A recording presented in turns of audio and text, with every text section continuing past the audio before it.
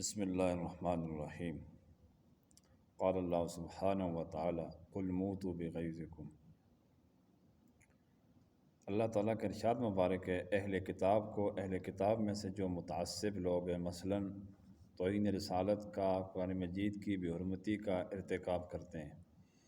تو یہ چونکہ حسد اور بغض کی وجہ سے ہے مسلمانوں کے ساتھ، تو اللہ تعالیٰ نے ان لوگوں کو یہ جواب دیا ہے کہ آپ اپنے غصے کے آگ کے اندر مر جاؤ، تم اپنے غصے کے سبب مر جاؤ۔ آیت کا پچھلا حصہ جو ہے سورۃ آل عمران چوتھا پارہ، آیت کا جو پچھلا حصہ ہے وہ یہ ہے، وَإِذَا خَلَوْا عَضُّوا عَلَيْكُمُ الْأَنَامِلَ مِنَ الْغَيْظِ۔ جب یہ تنہائی میں بیٹھتے ہیں، اکیلے ہوتے ہیں، اپنی مجلسوں میں ہوتے ہیں، تمہارے خلاف پور کاٹتے ہیں، یعنی اپنی انگلیاں کاٹتے ہیں۔ مراد اس سے غصہ ہی ہے کہ مسلمانوں کے اوپر جو ہے ان کو غصہ آیا ہوا ہوتا ہے کہ ان کی فتوحات کیوں ہو رہی ہیں، ان کو ممالک کیوں مل رہے، وغیرہ وغیرہ۔ تو یہ اس وجہ سے توہین رسالت، توہین قرآن کا، اسی طرح توہین شعائر اللہ کا ارتکاب کرتے ہیں۔ یہ جو ویڈیو ہے یہ اس مناسبت سے ہے کہ جو متعصب لوگ ہیں، اللہ تبارک و تعالیٰ نے ان کے ساتھ کیسا برتاؤ کیا ہے، اور ہمیں جائزہ لے کے ہمیں ان کے ساتھ کیسا برتاؤ کرنا چاہیے۔ اللہ تعالیٰ نے ارشاد فرمایا ہے کہ جیسا کہ میں نے ترجمہ کر دیا کہ اے نبی صلی اللہ علیہ وسلم، آپ ان سے فرما دیجئے، یہ جو کفار ہیں، یہودی یا عیسائی ہیں، یہ آپ کی توہین کا ارتکاب کرتے ہیں، آپ ان سے فرمائیے کہ موتوا بغیظکم، اپنے غصے کا سبب مر جاؤ۔ اس سے آگے فرمایا وَأَنْتُمُ الْأَعْلَوْنَ إِن كُنتُم مُؤْمِنِينَ، اے مسلمانوں تم ہی غالب آؤ گے اگر تم واقعتاً مومن ہو۔ ہم اپنا جائزہ لیں کہ ایسے لوگوں کو اللہ نے کیا جواب دیا ہے، مسلمانوں کو پھر کیا تسلی دی ہے۔ 3 مرتبہ وہ آیت آتی ہے، میں آپ کو اس کا ترجمہ کرتا ہوں۔ یریدون لیطفئوا نور اللہ بافواہہم، یہ توہین رسالت کا ارتکاب کیوں کرتے ہیں، وجہ کیا ہے؟ ایک تو وجہ یہ بتا دی کہ مسلمانوں کے خلاف ہے، مسلمانوں کو برداشت نہیں کر سکتے۔ دوسرا یہ ہے کہ یہ اسلام کو اس کے ذریعے سے مٹانا چاہتے ہیں۔ مثلاً سویڈن میں گستاخ نے ایسی حرکت کی ہے کلام اللہ شریف کے ساتھ، تو اب چونکہ جو وجہ ہے وہ یہ ہے کہ وہاں دڑا دڑ لوگ مسلمان ہوتے ہیں، اور اس کا خاندان بھی مسلمان ہوا، پوری فیملی بہت زیادہ تعداد میں ہر ہفتے میں ویکینڈ پر مساجد کے اندر آ کر کلمہ پڑھتے ہیں، مسلمان ہوتے ہیں بہت زیادہ تعداد میں، ہانگ کانگ میں، یورپ میں، تقریباً تمام ممالک میں۔ تو یہ جو بندہ تھا یہ متعصب تھا، یا سویڈن حکومت نے، تھانے نے اس کو الاؤ کیا تھا کہ آپ ایسی حرکت کریں کہ جب احتجاج وغیرہ ہوتا ہے تو ہم اس چیز کے اوپر، مسلمانوں کے اوپر، مثلاً پردہ ہے، جیسے مسلمان عورت کو حجاب کرنے کی وہاں پر اجازت نہیں ہے،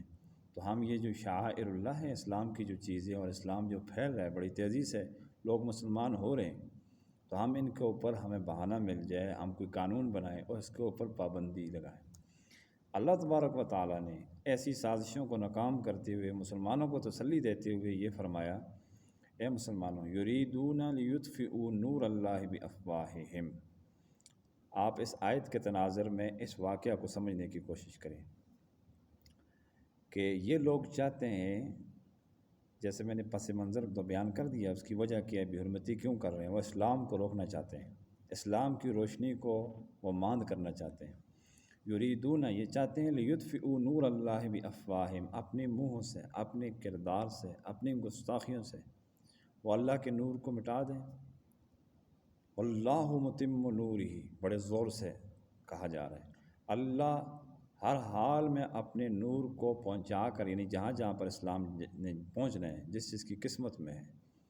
اور جو اسلام کی تلاش میں ہے، وہاں تک اللہ کا نور یعنی اسلام پہنچ کے رہے گا۔ واللہ متم نورہ ولو کرہ الکافرون، اگرچہ یہ جو گستاخی کر رہے ہیں، یہ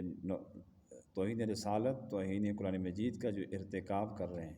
اگرچہ ان کو ناگوار گزرتا رہے گا، یہ مر جائیں گے، قرآن مجید زندہ رہے گا۔ قرآن مجید کو اگر